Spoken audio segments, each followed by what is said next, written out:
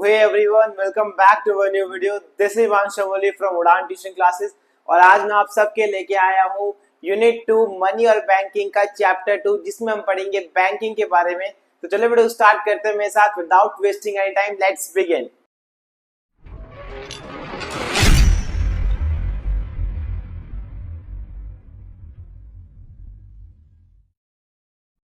तो हाँ स्टूडेंट, तो आज में हम पढ़ाने वाले हैं आपको जो कि टॉपिक है आपके पास बैंकिंग।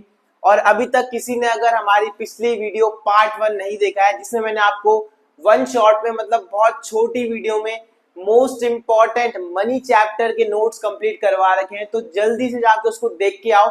डिस्क्रिप्शन पे लिंक दे रहा हूं मैं, जल्दी से जाओ और थोड़ा प्यार दिखाओ।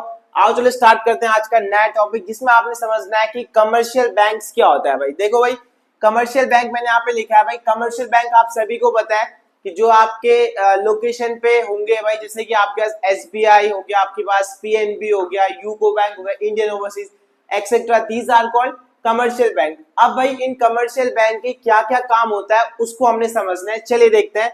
तो कमर्शियल बैंक एक इंस्टीट्यूट होता है, it is an institute which perform a different function, जैसे कि एक्सेप्टिंग डिपॉजिट, डिपॉजिट को एक्सेप्ट करता है, फंड्स प्रोवाइड करता है एज अ लोन, और इसके पीछे का मोटिव क्या होता है, with the main M of earning profits, with the main M of earning profits. आपका जो पैसा होता है उसको पहले वो एक्सेप्ट करता है, उसको वो एज अ लोन के फॉर्म में प्रोवाइड करता है, और मेन मोटिव होता है कि भाई उस पैसे को अच्छी जगह इन्वेस्ट करना, उससे हैवी रिटर्न कमाना, which is called the main M of making investment with the main M of earning profits. मतलब एट द एंड आपके पैसे से प्रॉफिट कमाना, वो सब काम किसका होता है भाई, कमर्शियल बैंक का होता है। अब देखते हैं कौन कौन सा फंक्शन कमर्शियल बैंक परफॉर्म करता है।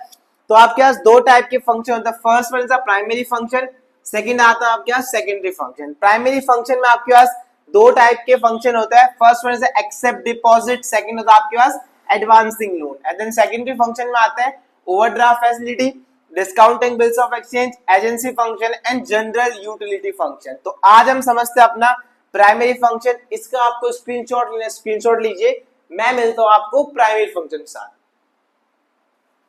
सो चलिए स्टूडेंट, आज हम अपना कंप्लीट करते हैं अपना the function of commercial bank. उसमें हम पढ़ेंगे आज का पहला टॉपिक जिसका नाम है प्राइमरी फंक्शन।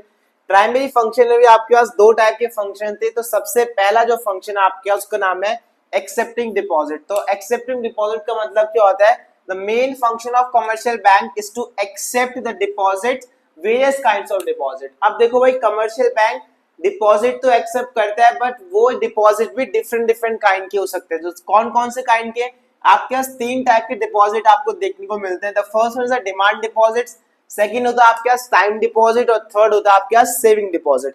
अब देखो डिमांड डिपॉजिट की बात करूं तो demand deposit is a type of current account. ये होता है करंट अकाउंट जिसमें हम लोग अपना एक अनरिस्ट्रिक्टेड मतलब नंबर ऑफ ट्रांजेक्शन उसमें कर सकते हैं, और उसमें हम लोग कितना भी एक हैवी अमाउंट उसमें सेव कर सकते हैं, और उसमें अकाउंट का या फिर बैंक का कोई भी रिस्ट्रिक्शन नहीं होता। उसमें आपके पास इंटरेस्ट फैसिलिटी भी आपको नहीं मिलती है, और चेक फैसिलिटी आपको मिल जाती है, और नंबर ऑफ ट्रांजेक्शन में उसमें कोई भी रिस्ट्रिक्शन नहीं होता। सेकंड होता है आपके पास टाइम डिपॉजिट। टाइम डिपॉजिट को नाम से ही पता चल रहा है भाई कि ये होती है कुछ ना कुछ टाइम के बेसिस पे। फॉर एग्जांपल जैसे आपके घर में आरडीज करते हैं which is called recurring deposits, उनका भी एक 10 ईयर 20 ईयर 2 ईयर 3 ईयर का होता है, बट वो हर मंथ डिपॉजिट करनी होती है।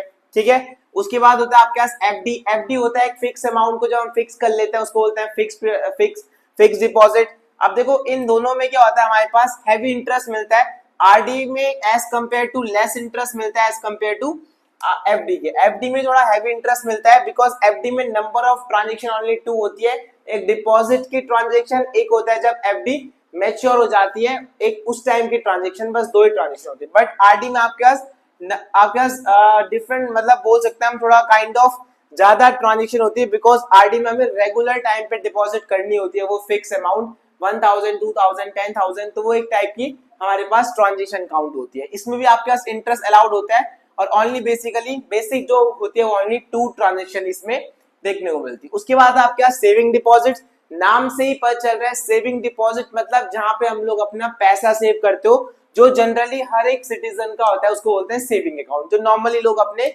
यूज के लिए करते हैं, सैलरीड पर्सन यूज करता है। अब देखो इसमें आपके पास इंटरेस्ट मिलता है, बट नंबर ऑफ ट्रांजेक्शन क्या होती है आपके पास, लिमिटेड होती है। इंटरेस्ट देखने को मिलता है और ट्रांजेक्शन आपके पास लिमिटेड होती है, और चेक फैसिलिटी आपको आपके पास सेविंग डिपॉजिट देखने को मिल जाती है। आप लोग इसका स्क्रीनशॉट कीजिए, नोट्स साथ में बनाते रहिए। मैं मिलता हूं आपके पास सेकंड फंक्शन पे। सो चलिए स्टूडेंट, आज हम कंप्लीट करते हैं अपना कमर्शियल बैंक का सेकंड फंक्शन, जिसका नाम है आपके पास एडवांसिंग लोन। तो एडवांसिंग लोन मतलब होता है कि जो कमर्शियल बैंक लोन प्रोवाइड करता है किसी भी पर्सन को, तो उसमें क्या होता है हमारे पास डिफरेंट टाइप्स के लोन होता है। The first one is a cash credit, second होता है आपके पास डिमांड लोन, एंड थर्ड होता है आपके पास शॉर्ट टर्म लोन। तो कैश क्रेडिट लोन वो लोन होता है जो कि आपके पास किसी भी पर्सन को तब दिया जाता है जब वो कोई अपने करंट एसेट्स को उसके अगेंस्ट में रखता है, फॉर एग्जांपल स्टॉक या फिर वो कोई शेयर्स हो। और इस जो कैश क्रेडिट में जो इंटरेस्ट पे करना होता है लेंडर को, वो इंटरेस्ट पे करना होता है कि जो अमाउंट को विड्रॉ करता है। सपोज करके अगर उसने 2 लाख रुपीज का लोन लिया है बैंक से और उसने ओनली 50,000 रुपए ही वहां से विड्रॉ करे हैं, तो उस बैंक को उसको 50,000 पे ही इंटरेस्ट क्या करना पड़ेगा, पे करना पड़ेगा। मतलब उस लेंडर को 50,000 अमाउंट पे इंटरेस्ट पे करना पड़ेगा बैंक को। ये होता है आपके पास cash credit loan. Third second आता है आपके पास डिमांड्स लोन। डिमांड्स लोन वो लोन होता है a loan that can be recall by lender at any time. इसका मतलब होता है जब किसी भी पर्सन को सडन लोन की रिक्वायरमेंट्स पड़ती है, बेसिकली जिनका करंट अकाउंट होता है, तो बैंक उनके लिए एक लोन अरेंज करवा के रखता है, उसको बोलते हैं हम डिमांड्स लोन। इस लोन के ऊपर भी बैंक हैवी इंटरेस्ट चार्ज करता है, और इस लोन को भी एक स्पेसिफिक टाइम में बैंक को मतलब पर्सन को बैंक को वापस करना होता है, इसको बोलते हैं हम डिमांड्स लोन। सेकंड आता है आपका देन लास्ट आता है आपका short term loan. Short term loan मतलब होता है कि जो भी किसी भी सैलरीड पर्सन या फिर किसी भी पर्सन को लोन चाहिए होता है, तो वो शॉर्ट टर्म लोन का यूज कर सकता है।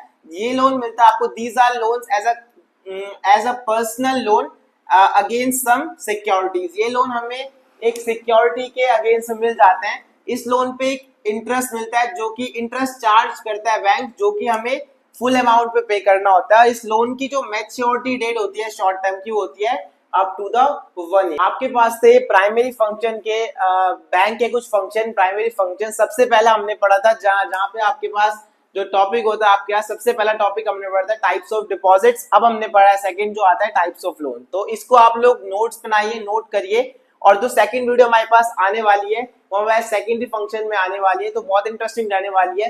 तो इस वीडियो को जरूर वॉच करिए, थोड़ा प्यार दिखाइए, सब्सक्राइब करिए और शेयर जरूर करते रहिए।